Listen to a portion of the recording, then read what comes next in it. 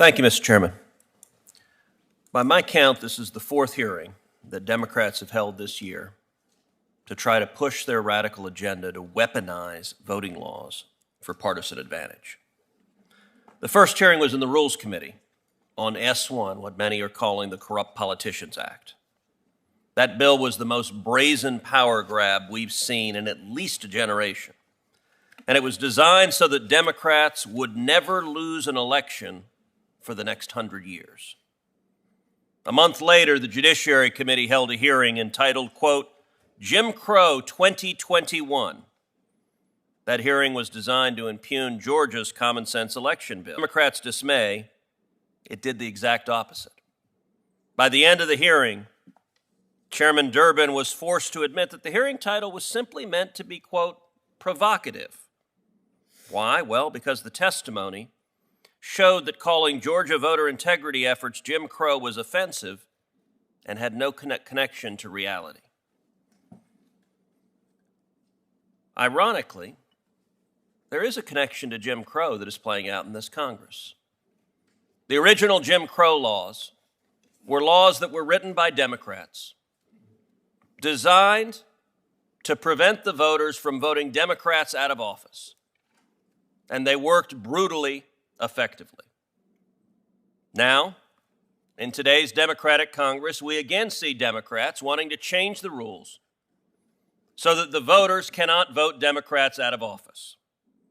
There's a consistency to it, but it's not the consistency that fits the political narrative from the Democratic Party. Just recently, in July, this subcommittee held yet another hearing where Democrats argued for Congress to overturn two Supreme Court decisions, Shelby County versus Holder and Brnovich versus Democratic National Committee. But the facts in the testimony at the hearing demonstrated that both decisions were indisputably correct. These hearings are having an effect on the national conversation, but not the one that the Democrats want. The more that Democrats talk about their voting bills, the less popular they become, because people see them for what they are, naked partisan power grabs. This hearing is ostensibly on practice-based preclearance, and I expect that it will be no different. When it comes to election law, Democrats have failed to get their way in state houses across the country. State legislatures elected by the people have not been nearly as willing as Washington Democrats to try to rig the system so the voters can only elect Democrats. So now the solution from our Democratic colleagues is to circumvent the democratic process altogether. These pesky voters have a way of getting in the way of ensuring democratic power. And instead, to give unelected, far-left bureaucrats total veto power over democracy. The power to stop popular voting laws dead in their tracks, that is, mildly given the Orwellian name, practice-based preclearance. Here's how it would work. Every state and local government across the country would have to submit on bended knee to Kristen Clark and Vanita Gupta, two of the most radical left-wing Democratic activists to ever walk the halls of the Department of Justice, also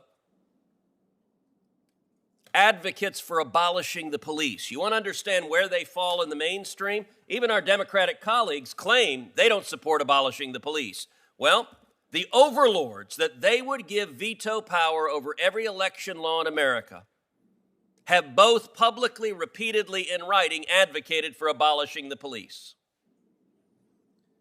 And those overlords, those partisan activists, would be given the power to set aside laws adopted by legislatures, elected by the people. Remember this. It's essential in Democratic rhetoric that they claim to support democracy. Just pause and understand the proposal they're putting forward undermines democracy. Democracy is the people electing, the people choosing. This bill says, nope.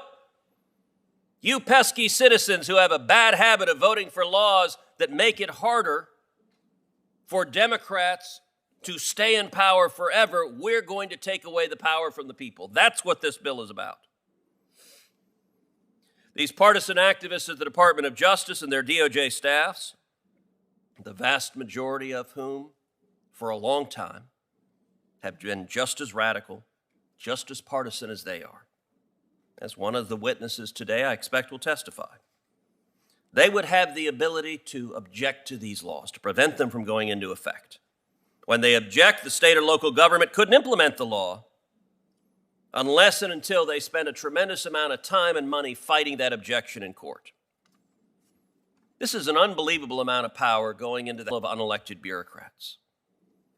And you know, the Democrats might not be pushing that if not for the fact that they know those bureaucrats will be Democrats, using that power to elect other Democrats.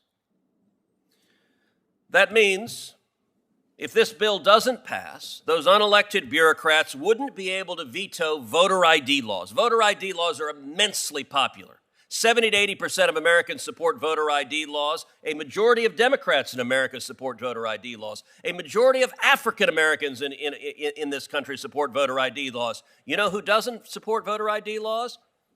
Every Democrat on this side of the aisle.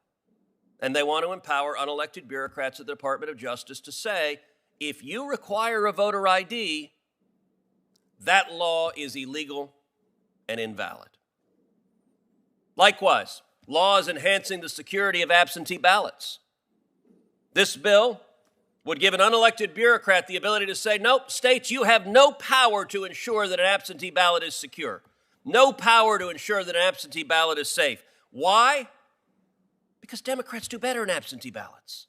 And when there are efforts to protect the security of absentee ballots, it means that fraud is harder.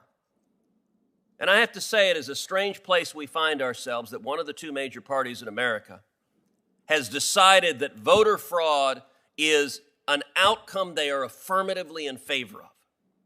This is all about giving unelected bureaucrats the ability to stop any and all reasonable voter integrity laws. One final example.